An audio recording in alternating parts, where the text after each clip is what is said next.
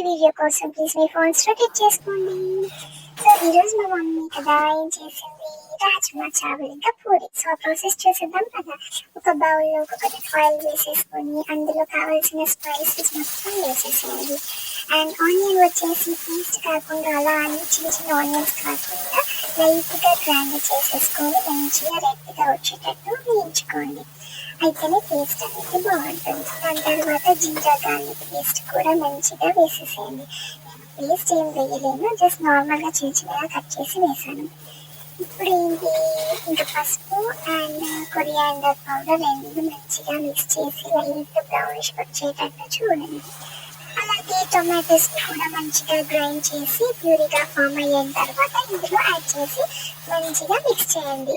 So oil అనేది పైకి మంచిగా హీట్ అయ్యి పైకి వస్తుంది కదా, ఆ టైంలో సాల్ట్ ఇంకా రెడ్ చిల్లీ పౌడర్ యాడ్ చేయండి. అది మీ టేస్ట్ బట్టి వేసుకోండి. లైక్ 1 టేబుల్ స్పూన్ వేసుకున్నాను నేనైతే.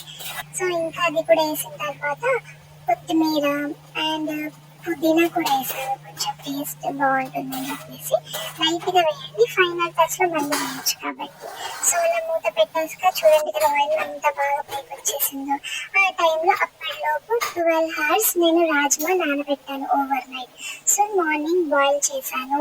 2 ఏమో హై ఫ్లేమ్ మీద విజిల్స్, 2 ఏమో లో ఫ్లేమ్ మీద విజిల్స్ వచ్చాక చూడండి ఎంత బాగా ఉడికిందో.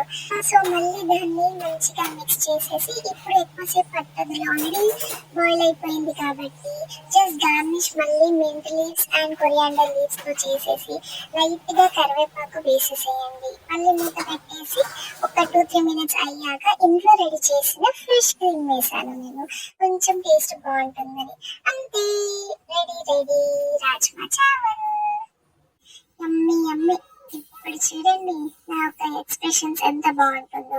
నేను ఓన్లీ 2-3 times మాత్రమే రెసిపీ ట్రై చేశాను, బట్ ఈసారి ఇంకొంచెం బాగా అయింది. సేమ్ మెథడ్ బట్ ఎందుకో తెలియదు కానీ ఈసారి ఇంకా బాగా అయింది కంపేర్ టు లాస్ట్ 2 times.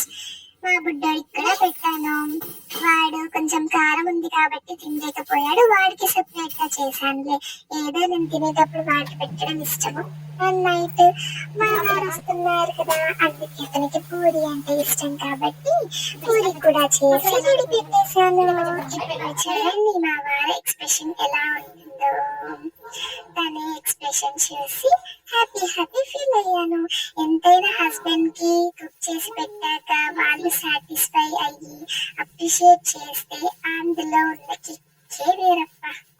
చూసారుగా మా వారు ఎలా ఎక్స్ప్రెస్ చేశారో నాకు ఫీలింగ్స్ ని, చాలా బాగుంది అని చెప్పారు. నెక్స్ట్ టైం ఇలానే వెరైటీ డిఫరెంట్ గా ట్రై చేయు అని చెప్పారు. సో ఆనందానికి ఇంకేముందబ్బా. చూడండి నా ఎక్స్ప్రెషన్ లాస్ట్ లో ఎలా ఉంది, హ్యాపీ. సో మీరు కూడా ట్రై చేసి ఎలా ఉందో కమెంట్ లో చెప్పేయండి.